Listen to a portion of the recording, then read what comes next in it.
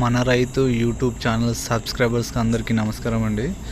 ఇవాళ వచ్చేసి మన ఫామ్లో అండి రోటావేటర్ వేయిస్తున్నాను. కొద్దిగా గడ్డి బాగా పడుతుందని, గడ్డి ఉందని, మొత్తం గడ్డి అంతా వెళ్ళిపోతుందని రోటావేటర్ వేయిస్తున్నాను అనమాట.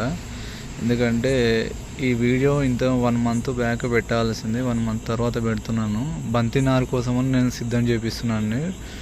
బంతి నారు ఆల్రెడీ ఆర్డర్ పెట్టాను, వచ్చాను, అది కూడా పెట్టేశాను అనమాట. అది వీడియో చేయలేదు, ఇందులో కూడా యాడ్ చేయడానికి ట్రై చేస్తాను.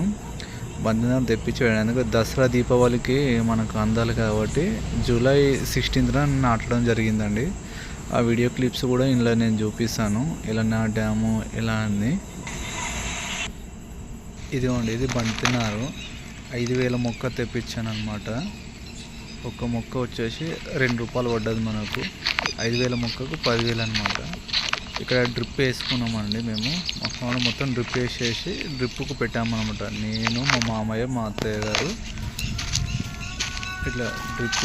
అంటే ఇప్పుడు వర్షాలు లేకపోయినా డ్రిప్ ద్వారా పారించుకోవడానికి మనకు బంతికి వచ్చేసి ఒక 4 to 5 daysకి ఒకసారి తడి ఇచ్చినా సరిపోతుంది అనమాట. రాకపోయిన ముందే ఈ మధ్య కాలం వెనుక ముందు అవుతుంది కదా, దానికోసమే ముందు జాగ్రత్తగా డ్రిప్ వేసి పెట్టేసాం అనమాట.